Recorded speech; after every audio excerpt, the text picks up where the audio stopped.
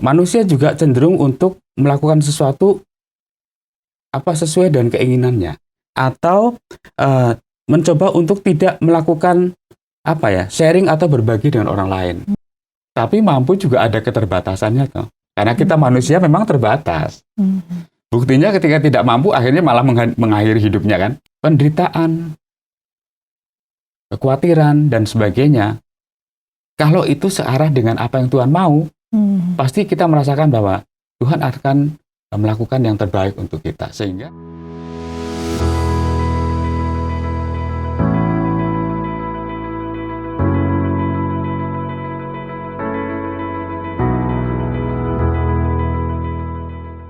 halo sahabat Askara Channel, apa kabar? Semoga semuanya dalam keadaan yang sehat. Senang sekali kita bisa berjumpa lagi di acara Bincang Kita, Bercakap Bersama, Mencari Makna. Dan kali ini sudah ada bersama saya untuk teman berbincang, ada Bapak Oti Priambodo. Selamat datang Pak, terima kasih sudah selalu bergabung di sini ya untuk memperbincangkan tentang banyak selalu topik. Hadir kalau dengan Mbak Tabita. Oh iya, iya hostnya selalu saya ya Pak. Iya, dan ini sehat-sehat ya Pak ya, semoga tidak Ya, puji Tuhan, sehat. Tidak sakit, tidak sakit. Oke Pak, karena ini kita akan membicarakan hal yang tentang beban berat nih, Pak. Semoga Pak Oti tidak sedang berbeban berat ya ini Pak ya. Ya, kita hidup tuh selalu ada beban. Iya pasti. Tetapi bagaimana mengantisipasi untuk hal itu ya tergantung dari diri kita masing-masing. Betul Pak, dan inilah yang akan kita coba diskusi untuk sharing begitu ya berkaitan Pak. dan beban berat ya. Betul, ketika kita berbeban berat, apa yang harus kita lakukan dan terutama berkaitan dengan kita sebagai orang yang percaya ya Pak ya.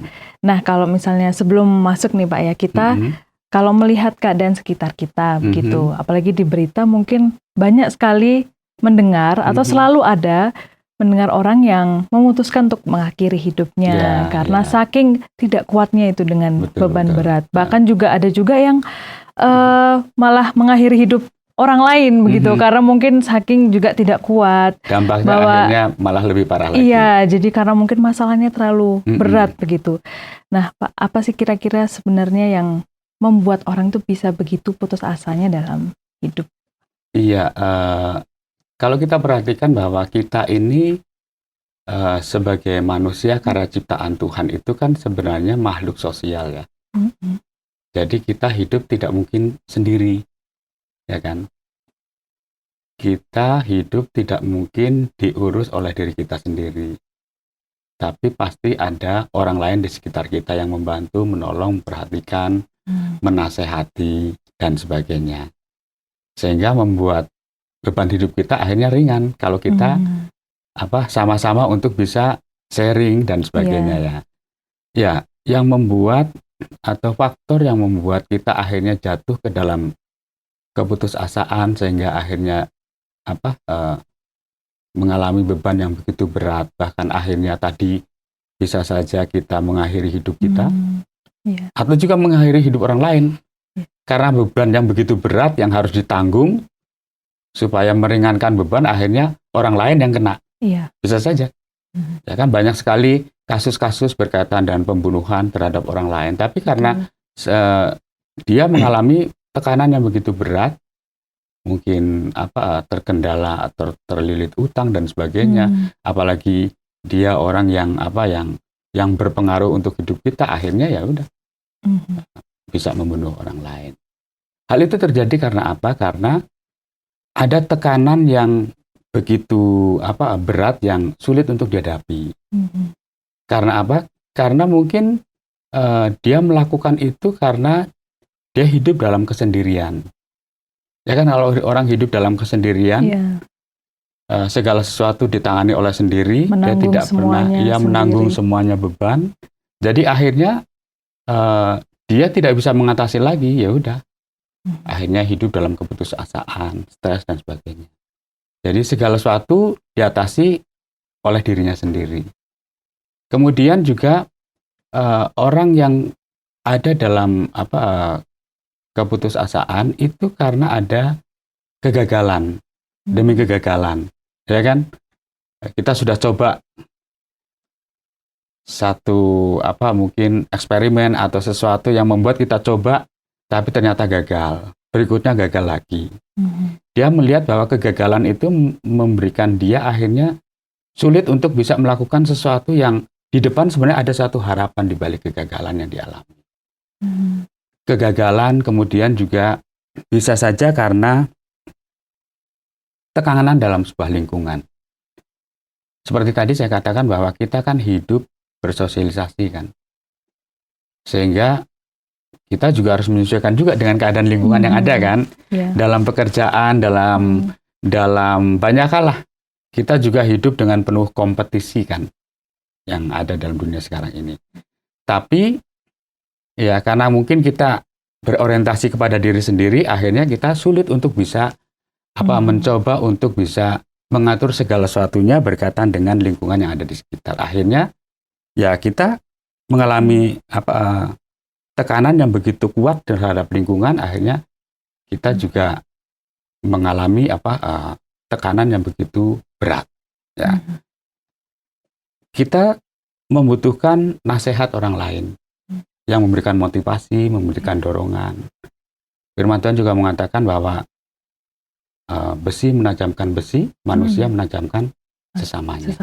Ya, jadi kita butuh sosialisasi dengan orang lain, kita butuh juga sesama kita supaya kita juga termotivasi untuk melakukan sesuatu sehingga kita tidak merasa terbebani.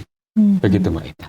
Kalau bisa beban mungkin kalau bisa dibagi dengan yang lainnya, selama itu bisa, jangan sampai menanggung sendirian tadi ya Pak ya. Iya betul. Karena kalau soal persoalan hidup itu pasti semua orang punya begitu, dan mungkin ya ada yang datang tiba-tiba atau ada yang memang karena kesalahan sendiri dan lain-lain. Tapi kuncinya adalah jangan sampai kita menanggung sendirian itu ya Pak ya. Kebanyakan alasannya karena itu. Nah Pak, kalau kita sebagai orang yang percaya begitu ya Pak ya, ketika mengalami masalah, mungkin pasti Pak Oti juga pernah mengalami, saya sendiri juga, kalau misalnya istilahnya sudah sumpek seperti itu ya Pak ya, atau misalnya seperti menghadapi jalan buntu, itu kan kita harusnya ya berpaling kepada Tuhan begitu ya Pak ya. Betul. Nah, kalau dari sisi Tuhan sendiri itu apa panggilan atau undangan Yesus terhadap kita ketika kita mengalami beban yang begitu berat itu Pak? Berkaitan dengan apa yang dilakukan oleh Yesus terhadap orang-orang yang mengalami beban berat, masalah yang dihadapi. Kalau kita perhatikan dalam kitab Matius pasal yang ke-11 ayat yang ke-28 itu menyebutkan demikian. Marilah kepadaku semua yang letih lesu dan berbeban berat.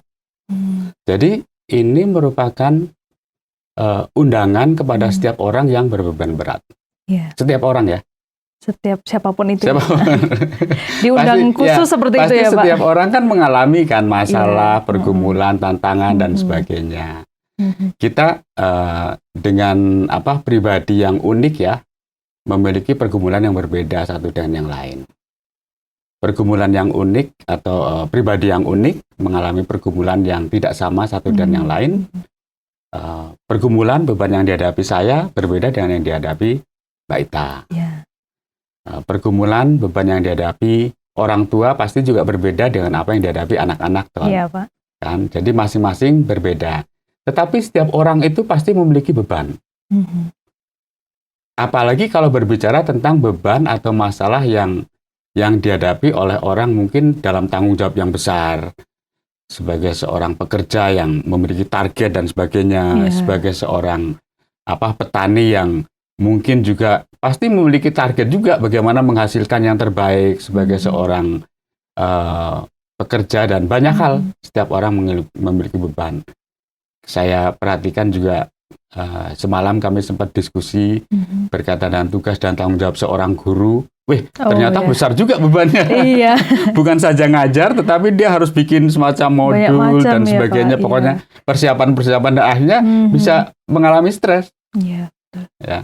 Yang itu yang Yesus tawarkan ketika kita mengalami beban, masalah dalam hidup kita.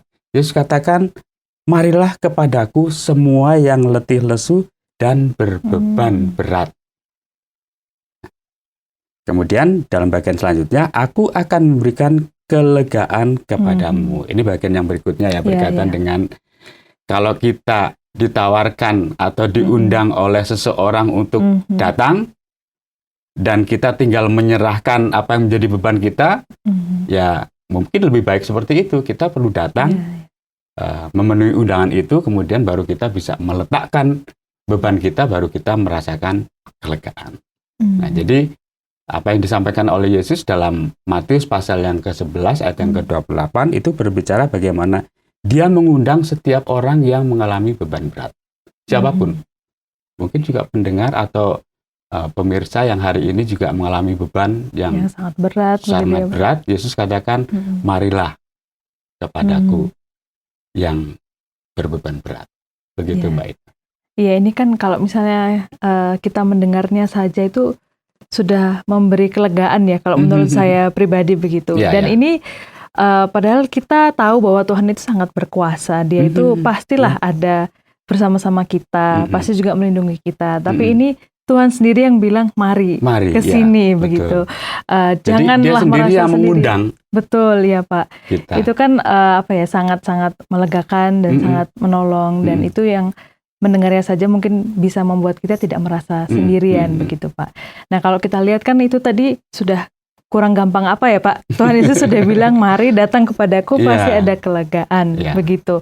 Nah, tapi nyatanya tidak semudah itu ya Pak, atau mungkin kita dasarnya manusia itu punya hal-hal yang mungkin bisa menghambat kita, atau kita sebenarnya nggak usahlah minta tolong Tuhan seperti itu, padahal ini sudah disediakan begitu, tapi seolah-olah kita bisa mengatasi diri sendiri. Iya, tapi untuk menerima undangan itu ternyata mungkin tidak semudah itu, begitu ya Pak ya. Jadi, nah, ada nggak sih Pak sikap-sikap yang memang menghambat kita untuk bisa menerima pertolongan dari Tuhan? Iya, sebenarnya begini Mbak Ita ya, manusia itu yang berdosa itu kan memiliki sikap yang mencoba untuk membentengi diri, mencoba untuk orientasi kepada diri sendiri. Ketika manusia jatuh ke dalam dosa, kemudian Tuhan mengundang atau Tuhan bertanya apa yang sudah dilakukan, kemudian ketika dia bertanya siapa yang sudah melakukan kesalahan, begitu, dia mencoba untuk melempar kepada orang lain. Itu kan sikap manusia kan. Jadi sebenarnya yang utama adalah sikap egois manusia yang membuat atau menghalang untuk akhirnya dia itu datang pada Tuhan. Nah, sikap egois atau yang dikenal dengan istilah egosentris dari manusia itu kan karena ya manusia sudah jatuh ke dalam dosa, kemudian dia berusaha untuk membentengi diri, berusaha untuk menyelamatkan diri, berusaha untuk menunjukkan bahwa dirinya mampu dan sebagainya. Ketika ada sesuatu yang mengusik dirinya, dia berusaha untuk menyalahkan orang lain. Ya kan? Ketika kita menyalahkan orang lain, itu menunjukkan bahwa kita yang paling benar. Ya kan? Kemudian cenderung melakukan tindakan untuk menyalahkan orang lain, kemudian sulit juga untuk bisa menerima nasihat orang lain, ya, kritikan orang lain, ya, kemudian juga sulit juga untuk menyampaikan permohonan minta maaf dan orang lain. Manusia juga cenderung untuk melakukan sesuatu sesuai dengan keinginannya, atau mencoba untuk tidak melakukan sharing atau berbagi dengan orang lain. Ya, karena orientasi pada diri sendiri.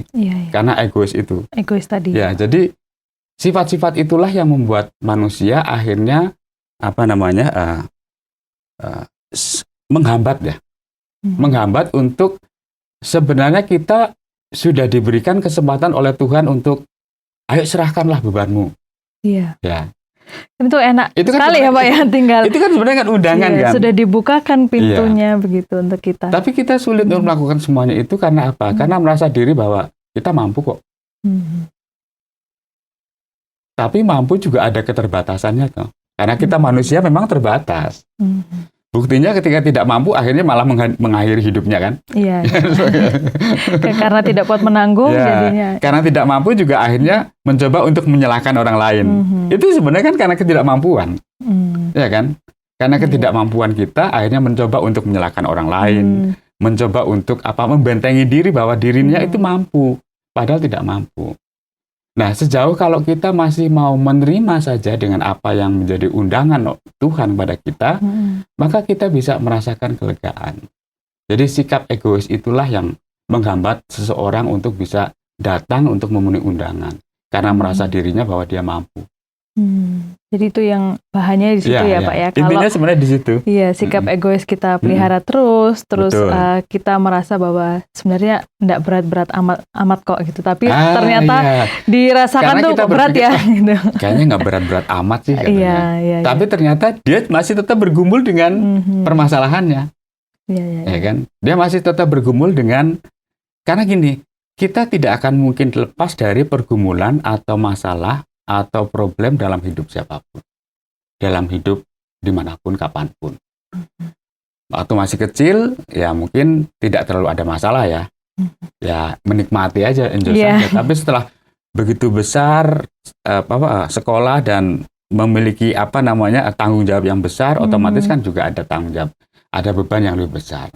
Apalagi kalau bekerja, kemudian ditunjuk untuk mengkoordinir dan sebagainya, melakukan pekerjaan-pekerjaan yang lebih luas lagi, pasti kan ada beban-beban itu. Tapi kalau itu diatasi sendiri ya tidak akan mungkin. Makanya harus berbagi dengan orang lain. Betul. Tetapi ketika kita juga mau berbagi orang lain dan itu masalah juga masih terlalu berat dan bebannya begitu luar biasa, Tuhan menawarkan diri juga. Marilah kepadaku semua yang letih lesu dan berbeban berat. Gitu, Mbak. Jadi untuk datang kepada Tuhan untuk menerima pertolongannya, mungkin dengan kata lain bisa dibilang kita harus dengan rendah hati mengakui bahwa ya Tuhan, saya memang bahwa sudah tidak terbatas. Mampu. Kalau menyadari bahwa kita terbatas itu menunjukkan bahwa kita tidak akan mampu melakukan sesuatu tanpa ada pertolongan dari orang lain. Tapi ini Tuhan Sang Pencipta yang sudah menciptakan kita, Dia mau datang untuk kita dan tinggal bagaimana kita membuka hati atau tidak, merendahkan diri seperti tadi yang disampaikan oleh Mbak Ida. Mengakui keterbatasan dan juga menghilangkan sikap egois kita itu ya Pak ya. Ya, dan tadi sudah dibilang marilah datang kepadaku dan Tuhan akan memberikan kelegaan. Pak ya. Nah, apa saja perbedaan yang paling utama, paling besar yang bisa kita rasakan kalau kita menghadapi masalah ini dengan datang kepada Tuhan, dan dibandingkan dengan kalau kita ya sudah menghadapi sendiri begitu, beban saya pikul sendiri bisa deh gitu. Apa yang paling karena ini Pak? Kan yang berbicara adalah Tuhan Sang Pencipta langit dan bumi, dan Dia adalah Tuhan yang memiliki hidup kita. Kalau Dia yang berbicara, marilah kepadaku semua yang letih lesu dan berbeban berat, maka kita adalah yang merupakan ciptaannya, ya kita akan merasa bahwa kita dipelihara. Jadi akhirnya yang terjadi adalah bahwa hidup kita itu mengalami kelegaan. Dan itu sesuai dengan firman Tuhan kan? Aku akan memberikan kelegaan. Nah, seseorang yang mengalami kelegaan berarti dia akan terbebas ya. Artinya dia tidak menanggung sesuatu itu dengan seperti yang dulu lagi. Ya, kalau dulu mungkin ya kita merasa begitu sumpek, ya kita merasa begitu gelisah, begitu kecewa, begitu khawatir. Tapi kalau Tuhan sudah berbicara, aku akan memberikan padamu kelegaan, berarti ya kita meletakkan kekhawatiran itu pada Tuhan. Kita meletakkan kesumpekan itu juga kepada Tuhan. Rasanya mungkin jadi agak berkurang pasti ya berbeda. Pak ya. Lebih kalau kita meletakkan kemudian kalau kita sudah meletakkan kan berarti kan kita sudah terlepas dari beban itu toh. Nah, kalau itu diserahkan kepada Tuhan berarti kan kita sudah tidak mengalami beban yang kita pikirkan, tetapi beban yang diberikan adalah, kan kalau kita melihat dalam bagian selanjutnya dalam ayat firman Tuhan yang kita baca, ayat yang ke-28 memang ya. Tapi kalau kita baca sampai dengan ayat yang ke-30, dalam Matius pasal yang ke-11 dikatakan demikian. Ini ayat yang ke-28. Marilah kepadaku semua yang letih lesu dan berbeban berat, aku akan memberikan kelegaan kepadamu. Kemudian ayat yang berikutnya, 29. pikulah kuk yang kupasang dan belajarlah padaku karena aku lemah lembut dan rendah hati dan jiwamu akan mendapat ketenangan. Jadi kita perlu belajar dari Tuhan Yesus dalam menyerahkan segala sesuatunya. Ketika Yesus menghadapi begitu berat tantangan masalah ketika dia berdoa di Taman Getsemani, ya. Bagaimana dia secara manusia mengatakan bahwa kalau memang ini bisa berlalu daripadaku, ya kan. Tetapi dia ingin melakukan semuanya itu dalam kehendak Tuhan, ya dia menerima itu sebagai bagian dari apa yang Tuhan berikan. Ketika menyerahkan semuanya itu di hadapan Tuhan, pasti berbeda dengan ketika dia melakukan sesuatu ditanggung sendiri. Gitu kan. Kemudian ayat yang ke-30, sebab kuk yang kupasang itu enak dan bebanku pun ringan. Ini kuk itu kan sebenarnya berkaitan dengan kalau kita kalau seorang petani itu kalau sedang membajak itu kan menaruh dia pakai binatang, misalnya kerbau atau lembu gitu. Kemudian ditaruh kuk, satu bagian yang ada di belakang leher itu yang bengkok itu, yang memang harus dipikul, ya. Soalnya kan itu dipikul untuk supaya dia bisa menyeret beban yang ada di belakangnya. Jadi kuk yang diberikan oleh Tuhan itu kan berbeda dengan kuk yang kita hadapi sendiri. Ya kan? Beban yang kita hadapi sendiri itu kan berbeda dengan beban yang Tuhan berikan. Ya. Jadi kuk itu berbicara tentang sesuatu beban yang diberikan Tuhan kepada seorang, dan kuk dari Tuhan itu sebenarnya adalah kuk yang enak dan bebannya ringan. Karena dikatakan kuk yang kupasang itu enak dan bebanku pun ringan.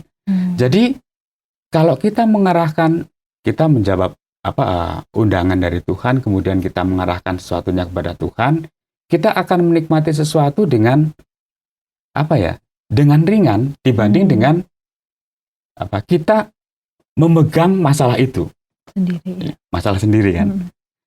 Kalau kita diberikan sesuatu dari Tuhan, ya ada orang bilang kalau kita diberikan sesuatu oleh Tuhan kan lebih bagus kita menengadahkan. Ketika kita pegang, Tuhan tarik, maka kita akan terluka, begitu kan. Nah, ketika hidup kita diberikan oleh Tuhan dan kita menengadah kepada Tuhan, menyerahkan kepada Tuhan, kita tinggal menerima apa yang menjadi berkat Tuhan yang Tuhan berikan kepada kita. Dan Tuhan yang berikan kepada kita pasti yang terbaik. Ya kan? Kita menerima kuk yang daripada Tuhan masing-masing dengan cara Tuhan sendiri.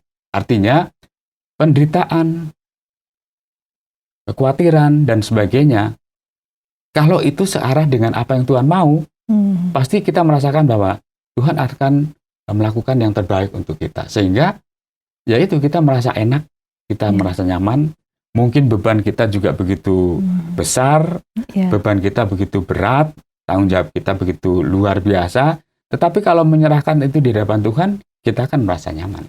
Merasa ringan itu. Merasa ringan. Bukan berarti tidak ada beban sama sekali. Bukan berarti itu tidak ada langsung beban. Hilang. Ada beban, tetapi beban yang Tuhan berikan atau kuk yang Tuhan berikan itu berbeda dengan beban yang kita miliki sendiri, karena ya mungkin karena permasalahan kita yang kita lebih cenderung kepada masalah dibanding dengan kita menyerahkan masalah itu pada Tuhan. Kan kita lebih cenderung kepada masalah daripada kepada Tuhan toh. Kita lebih cenderung melihat permasalahan dibanding dengan di balik semuanya itu sebenarnya Tuhan juga menolong kita. Sehingga merasa berat akhirnya. Begitu, Pak. Mungkin kita yang belum sadar aja ya, Pak, ya awalnya.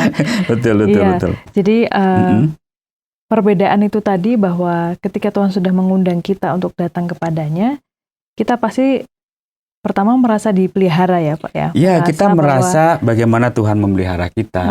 Kita merasa bagaimana pada akhirnya kita memperoleh kelegaan. Karena apa? Karena kita sudah berjumpa dengan Tuhan.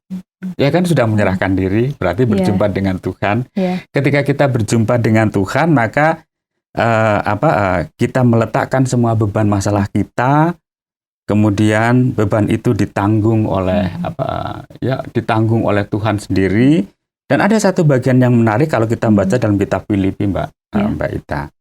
Dikatakan dalam kitab Filipi pasal yang keempat, ayat yang ke-6 sampai dengan yang ke-7, disebutkan demikian.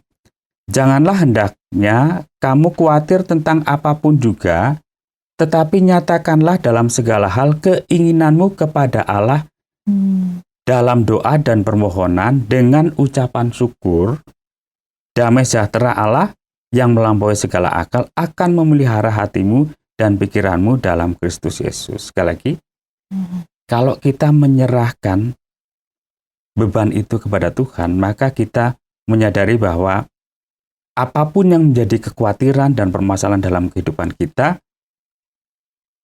Tuhan akan menolong itu, dan pada akhirnya kita malah bersyukur. Dibanding dengan kita memegang permasalahan. Kalau kita memegang permasalahan, yaitu tadi kegagalan, frustasi, kekecewaan, dan sebagainya. Dan itu kalau tidak disampaikan, jadinya itu terasa sangat berat itu tadi ya Pak ya. Betul. Kalau kita tidak meletakkan segala beban berat dan itu kepada Tuhan ya. Jadi intinya ketika Tuhan mengundang pada kita mau datang kepada Dia. Tapi ketika kita datang, kita juga menyadari bahwa kita memiliki beban. Kita serahkan kepada Dia, dan Tuhan akan gantikan apa yang menjadi bagian kita menurut Tuhan, bukan menurut kita. Karena menurut kita ya sesuatu yang kelihatan, beban masalah dan sebagainya, keluarga, pekerjaan dan sebagainya.